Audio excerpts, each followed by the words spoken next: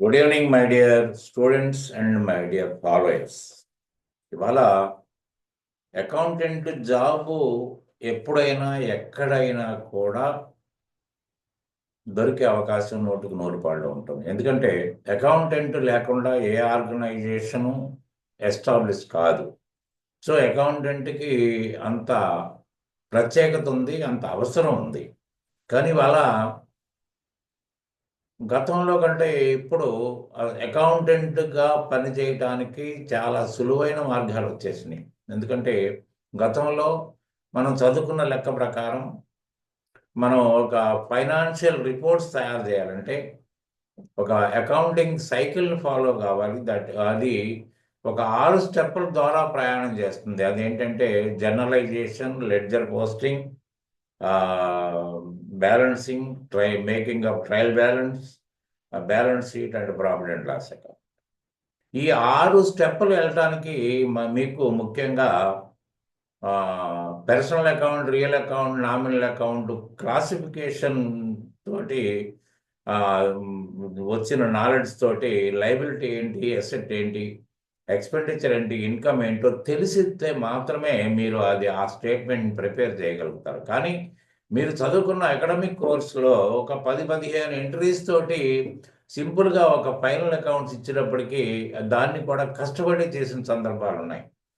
కానీ ఇవాళ computerised accounting వచ్చిన తర్వాత అసలు ఈ ప్రాబ్లం లేకుండా పోయింది. ఎందుకంటే ముఖ్యంగా కంప్యూటర్ అకౌంటింగ్లో మీకు తెలియాల్సింది ఏంటంటే కంప్యూటరు అకౌంట్ నేర్చుకోవాలనుకున్నప్పుడు లేదా కంప్యూటర్ తోటి అకౌంటెన్సీ చేయాలనుకున్నప్పుడు కంప్యూటరు మీకు ఒకే ఒక్క విషయం చెప్తుంది.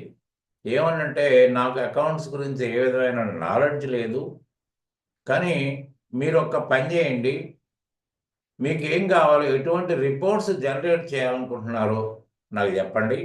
ఆ రిపోర్ట్స్ ఎటువంటి రిపోర్ట్స్ అయినా నేను తయారు చేసి మీ ముందు క్షణకాలంలో ప్రజెంట్ చేస్తాను.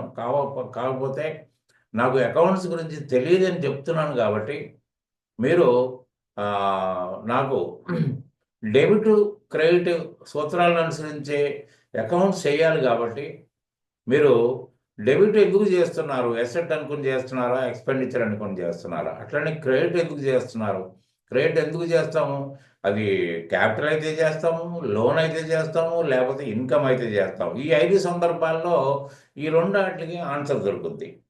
కాబట్టి ఏంటంటే అది మీరు గుర్తించి నాకు చెప్పండి, నేను గుర్తుపెట్టుకుంటాను. గుర్తుపెట్టుకుని మీరు ఎప్పుడు కావాలంటే అప్పుడు క్షణకాలంలో మీకు నేను తయారు చేసి ప్రజెంట్ చేస్తాను. అదే మనం అకాడమిక్ కోర్సులో నేర్చుకున్న ప్రకారం ఎప్పుడు చేయాలనుకున్నా కూడా ఈ 6 ప్రాసెస్లు అయితే తప్ప మీకు ఒక స్టేజ్కి రాదు.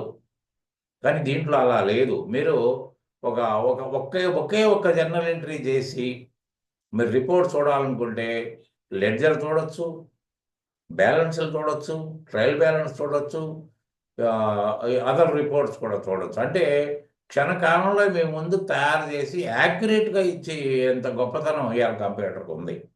కానీ మరి దీంట్లో ఇవాళ ఉద్యోగం చేస్తున్న వాళ్ళు ఉన్నారు, ఉద్యోగం కోసం ఏదో ట్రైనింగ్ అవుతున్న వాళ్ళు ఉన్నారు. కానీ 195% మాత్రం డాటా ఆపరేటర్స్ గాను, జూనియర్ అకౌంటెంట్స్ గాను కొనసాగుతున్నారు తప్ప ఒక లెవెల్కి వెళ్ళలేకపోతున్నారు. దానికి కారణం ఏంటంటే మనకి ఎక్కడ కూడా పర్చేజ్, సేలు, ఎక్స్పెన్సెస్, ఇన్కమ్ గురించి మాట్లాడడం తప్ప అసలు పర్చేజ్ సేల్, ప్రపంచంలో పర్చేజ్ సేల్ తప్పితే వేరే వ్యవహారాలు ఉండవా, బిజినెస్లు ఆ 2 వాటి మీద ఆధారపడుతున్నాయి అని క్వశ్చన్ మనం ఫస్ట్ వేసుకోకపోవటం. ఎందుకంటే చాలా రకాల బిజినెస్లు ఉంటాయి. హాస్పిటల్ బిజినెస్ ఉంటుంది, తర్వాత సినిమా ప్రొడక్షన్ ఉంటుంది, బార్ షాపులు ఉంటాయి, కన్స్ట్రక్షన్ ఉంటుంది, మ్యానుఫ్యాక్చరింగ్ ఉంటుంది, తర్వాత కన్సైన్మెంట్లు ఉంటాయి, బ్రోకరేజ్లు ఉంటాయి, మన కమిషన్ బిజినెస్లు ఉంటాయి, ఎన్నో రకాల వ్యవహారాలు ఉంటాయి. మరి ఈ వ్యవహారాలు అన్నిటిలో మరి పర్చేజు సేలు కంపల్సరీగా ఉంటుందా అంటే ఉండదు. పర్చేజ్ ఉండి సేల్ లేనిది ఉంటుంది, సేల్ ఉండి పర్చేజ్ లేనిది ఉంటుంది. ఇట్లా ఎన్నో రకాల వ్యవహారాలు నడుస్తూ ఉంటాయి. కానీ కంప్యూటర్ మిమ్మల్ని అడిగింది ఏంటి, డెబిట్ క్రెడిట్ గురించి మీకు తెలుసు కదా. ఎందుకంటే మనకి మనకి personal account, golden rules of accounts అందరికి గుర్తున్నాయి కదా. అవి తెలుసున్నప్పుడు నాకు ఎందుకు చేస్తున్నారో చెప్పండి, నేను సింపుల్ క్వశ్చన్ వేస్తాను అంతే.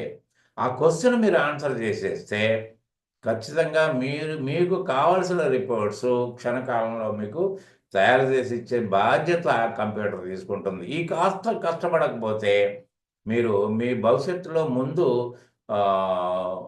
వెళ్ళే ఆలోచన కూడా విరమించుకోవాల్సిన పరిస్థితి వస్తుంది. కాబట్టి ఏంటంటే తర్వాత ఇంకోటి కూడా ఏంటంటే, ఇవాళ ఆర్టిఫిషియల్ ఇంటెలిజెన్సీ డామినేట్ చేస్తుంది ప్రతి దాంట్లో. మీరు యూట్యూబ్ ఓపెన్ చేస్తే ఆర్టిఫిషియల్ ఇంటెలిజెన్స్ మీదే కొన్ని వీడియోలు ఉంటాయి.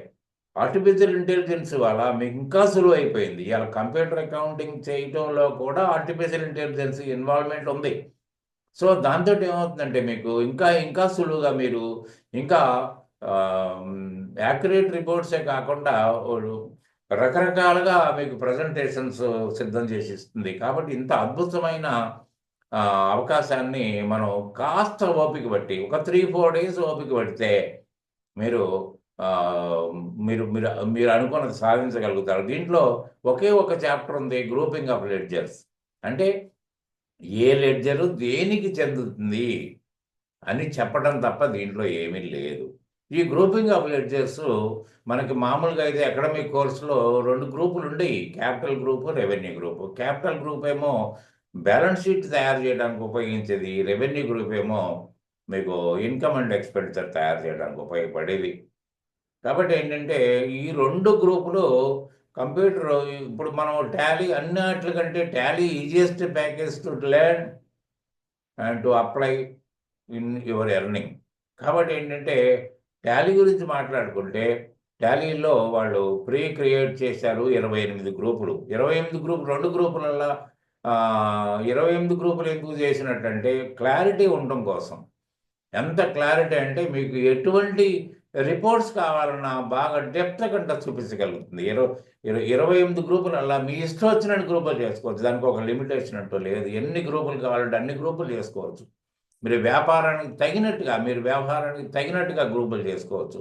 కాబట్టి ఇంత అద్భుతమైన అవకాశం కేవలం 3-4 డేస్ మనం కాన్సంట్రేషన్ చేస్తే వచ్చేసి దాన్ని మనం బద్ధకించినా, లేకపోతే దాన్ని నిర్లక్ష్యం చేసినా కూడా మనం అనుకున్నది మాత్రం సాధించడానికి 100కు 100 పాళ్ళు సాధ్యం కాదు. కాబట్టి నేను ప్రత్యేకించి ఈ ఈ నాలెడ్జ్‌ని మీకు ఎక్స్‌పోజ్ చేయాలనే సదుద్దేశంతోటి గ్రూపింగ్ ఆఫ్ లెడ్జర్స్ మీదనే నేను వీడియోస్ మొదలు పెట్టబోతున్నాను. కాబట్టి ఏంటంటే మీరు కంటిన్యూ కండి. మీరు ఒకవేళ న్యూ వ్యూయర్స్ అయితే సబ్స్క్రైబ్ చేయండి. దాన్ని బట్టి ఏమవుతుందంటే మీకు రెగ్యులర్‌గా నేను పెట్టిన ప్రతి వీడియో నోటిఫికేషన్ వచ్చేస్తుంది. కాబట్టి మీరు వెంటనే దాన్ని చూసి తెలుసుకునే అవకాశం ఉంటుంది. తర్వాత మీరు ఏదన్నా నేను చెప్పిన దాంట్లో ఏదన్నా కొన్ని డౌట్స్ అంటే మీరు ఉద్యోగం చేస్తూ ఉంటే డౌట్ రావచ్చు, లేదా ఉద్యోగ ప్రయత్నంలో ఉంటే డౌట్ రావచ్చు, లేకపోతే ఒక ట్రైనింగ్‌లో ఉంటే కూడా మీకు డౌట్ రావచ్చు. ఆ డౌట్స్ అన్నీ కూడా మీకు కామెంట్ రూపంలో చెప్పేస్తే అవన్నీ కూడా క్లారిటీ చేయడానికి నాకు 100కి 100 పాళ్ళు అవకాశం ఉంటుంది. కాబట్టి ఇది కంటిన్యూ కండి. కంటిన్యూస్‌గా మీకు గ్రూపింగ్ ఆఫ్ లెడ్జర్స్ మీద వీడియోస్ ఉంటాయి. ఖచ్చితంగా అన్ని గ్రూపులు కన్సర్న్ అయ్యి అన్ని గ్రూపుల గురించి క్లారిటీ ఇచ్చిన వీడియోలు ఇవే. మీరు ఎక్కడైనా వెతికినా కూడా గ్రూపింగ్ ఆఫ్ లెడ్జర్స్ మీద ఇంత డీటెయిల్డ్‌గా గ్రూపింగ్ ఉందని నేను అనుకోను. ఒకవేళ ఉంటే కూడా దానికి దీనికి కంపేర్ చేసుకోవచ్చు. Thank you very much. Good day.